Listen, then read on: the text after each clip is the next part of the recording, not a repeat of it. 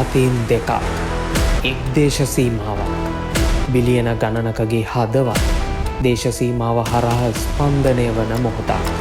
මේ ඉන්දියා පාකිස්තාන ගැටුම නූතන ඉතිහාසයේ දීර්ඝතම හා භයානකම එදිරිවාදීකම් වලින් එකක්. නැවතත් මොවුන් යුද්ධයකට ගියොත් එය ඔවුන්ගේ යුද්ධයක් පමණක් වෙන්නේ නැහැ. එය ලොව පුරා සුපිරි බලවතුන් සම්බන්ධ වන විශාල යුද්ධයක් බවට පත්වන බව නම් නොවනුමානයි. නමුත් ඉන්දියාව සමග සිටින්නේ කවුද? පාකිස්තානයට සහාය දෙන්නේ කවුද? මොවුන් දෙපාර්ශවයෙන් ජයග්‍රහණය කිරීමට ශක්තිය ඇත්තේ කාටද? අද අපි දකුණු ආසියාවේ භයානකම එදිරිවාදීකම ඇති ඉන්දියාවේ පාකිස්තානයේ හමුදා බලයත් ඔවුන්ට සහාය දෙන රටවල් ගැනත් සාකච්ඡා කරමු.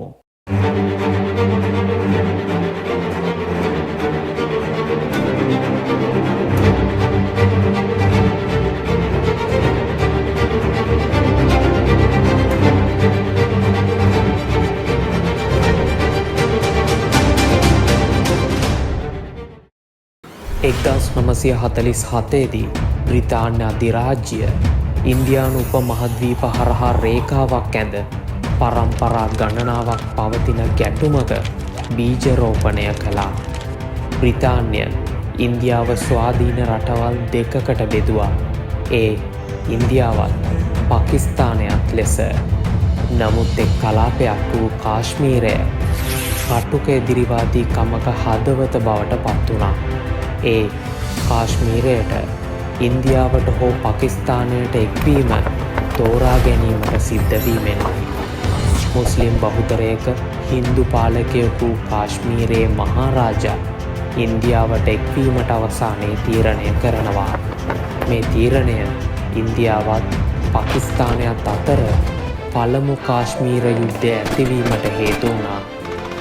එදා ඉඳන් 1965 1971 සහ 1999දී යුද ගැටුම් ත්‍රස්ත ප්‍රහාරවලින් මේ කාශ්මීරය ඇවිලී ගියා. වසර කිහිපයක් අලුයට වැළලී තිබුණා වූ ගින්න නැවතත් ඇවිලුනේ පසුගිය අප්‍රේල් 20 වෙනිදා කාශ්මීරයේ සිදු ත්‍රස්ත ප්‍රහාරයත් සමගයි. සිවිල් වැසියන් 26 දෙනෙකුට මරුකැඳ වූ මේ ප්‍රහාරයට ඉන්දියාව පාකිස්තානයේ පදනම් කරගත් සටන්කාමීන්ට දොස් පැවරුවා. ඒ ප්‍රහාරයට ප්‍රතිචාර විදිහට ඉන්දියාව රාජ්‍යතාන්ත්‍රිකයින් නෙරපීම, දේශ සීමා වසා දැමීම, ඉන්දු ජල ගිවිසුම අත්හිටුවීම, දිගුදුර මිසයිල් අත්හදා බැලීම සිද්ධ කරන්න පටන් ගත්තා. ඒ වගේම පාකිස්තානයත් ඉන්දියානු ගුවන් යානා සඳහා ඔවුන්ගේ ගුවන් කලාපයක් වසා දැමීමටද තීරණය කළා. රටවල් දෙකේම හමුදා බටපිරිස් මේ වන විටත් දේශ සීමා අසලට සමීප වෙමින් සිටිනවා. බියවීමට කාරණේ නම් මේ රටවල් දෙකම න්‍යෂ්ටික බලවතුන් වීමයි. ඉතින් අපි දැන් බලමු දෙරට අතර ගැටුමක් ඇති වුණොත් ඒ යුද්ධයට මුහුණ දෙන්න ඔවුන්ට කොච්චර යුද්ධ ශක්තියක් තියෙනවද කියලා 2025 වර්ෂයේ ඇස්තමේන්තු අනුව. පුංචි මතක් කිරීමක්.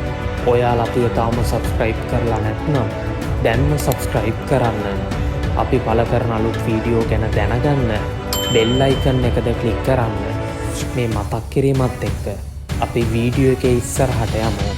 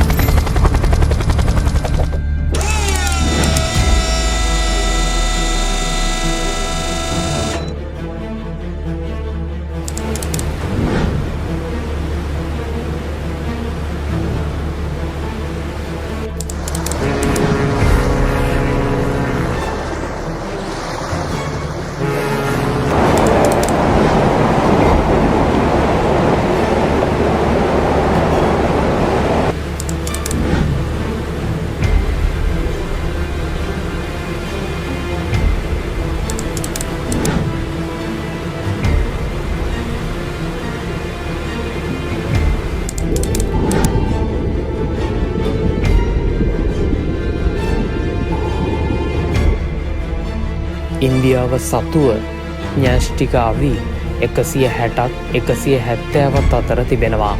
මේ අතරට INS අරිහන්ට් න්‍යෂ්ටික සබ්මැරිනයත් අයිති වෙනවා. පාකිස්තානය සතුව න්‍යෂ්ටික අවි 165ත් 170ත් අතර තිබෙනවා.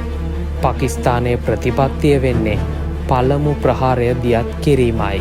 මොකද ඒ හරහා තමන්ට විරුද්ධ පාර්ශවයේ හමුදා බලය වැඩි නම් ඉක්මනින් න්‍යෂ්ටික ප්‍රහාරයක් දියත් කිරීමෙන් ඔවුන් බියවැද්දීමට උත්සාහ කරනවා. නමුත් ඉන්දියාව සිටින්නේ දෙවන ප්‍රහාරක ප්‍රතිපත්තියකයි. ඒ තමන්ට න්‍යෂ්ටික වලින් පහර දුන්නොත් තමන්ට ඔවුන්ගෙන් බලවත් පලිගැනීමට හැකිවන මට්ටමේ න්‍යෂ්ටික මිසයිලත් න්‍යෂ්ටික සබ්මැරිනත් තියෙන නිසා.